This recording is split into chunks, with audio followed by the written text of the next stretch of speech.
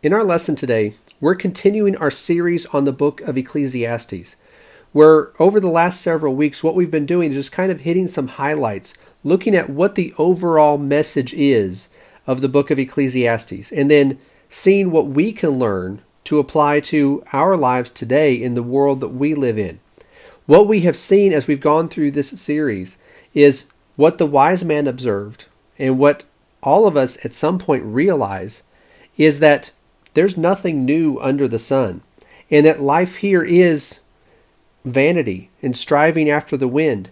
And he recognized, and we see all around us, that the world is filled with evil, and we see all of these problems and all these negative things that exist around us. And he wrote about these things. He observed them in his life, and from generation to generation. Again, there's nothing new under the sun. We've all recognized this. We've all seen this. And so what we talked about last week in the last video, he advised us to enjoy our life here, to make the most of our time, to not be bogged down by the negativity and all of the problems that exist in the world, but instead work hard and make the most of your time. Enjoy the relationships that you have and the blessings that you've received from God. Enjoy those things. But at the same time, we need to recognize that our life here is only temporary. And that's what we're going to talk about here in our lesson today. That eventually our life here is going to end. That death is inevitable. He talked about this in chapter 12, in the first few verses of that chapter, the last chapter of the book of Ecclesiastes. He said in verse 1, "Remember also your Creator in the days of your youth, before the evil days come and the years draw near, when you will say, I have no delight in them." He's advising, he mentions the young here, but really this is for all of us, but there's a reason why he mentions the youth here. He says, remember your Creator in the days of your youth. There are all types of things that can distract us, things that we might enjoy in this life, problems in this life, all types of things that can distract us from God. Remember your Creator. Because as you get older, you might think, well, I'm young. I don't have to think about this now. I can think about this later. No. As you get older, there will be more things to distract you, more things that require your attention. You're going to be pulled in different directions. You're going to get used to the life that you're living.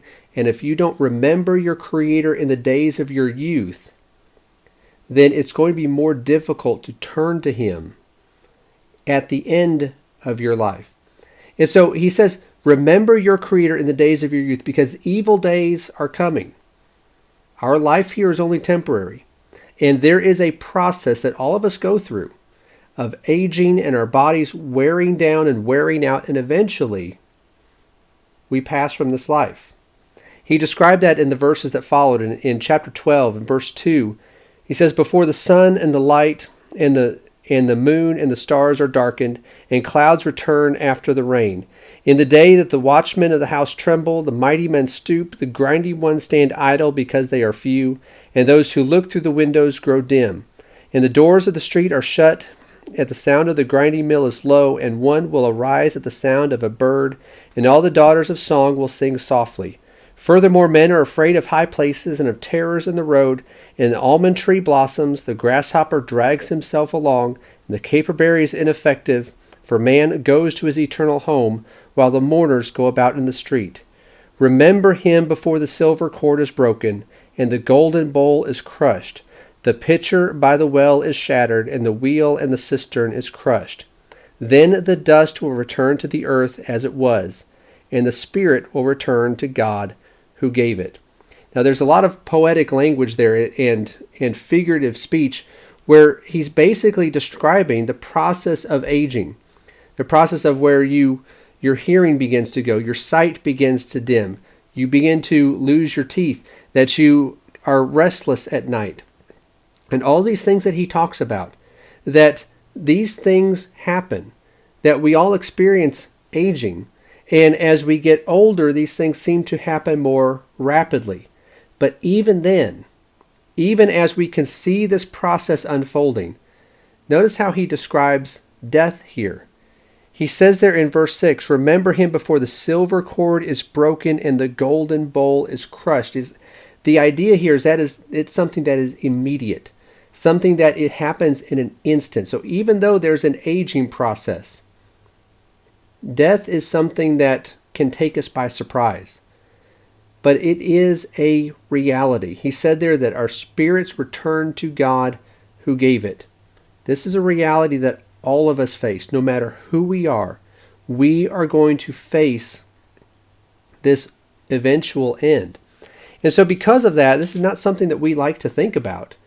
We don't like to consider the fact that we are mortal, that our life here will one day be over.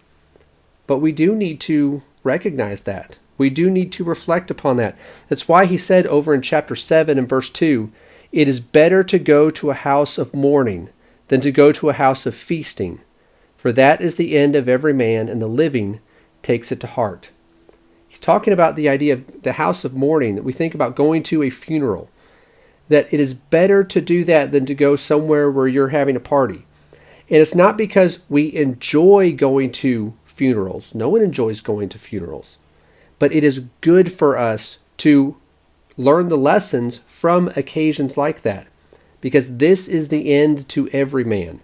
And he said there in that verse, the living take it to heart. We need to take it to heart as well. Our death is inevitable, that one day we're no longer going to be here. And so while we live in this world and we see that all around us, that is futility and striving after the wind, the world is filled with evil, and we can focus on things that are good and right, and doing what we can do, being industrious, working hard, helping others. We can do all of those things. But it doesn't change the fact that our life is temporary.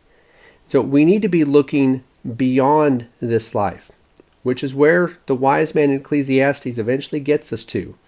And we're going to, Lord willing, finish the series next week and see what he has to say about our purpose, why we are here.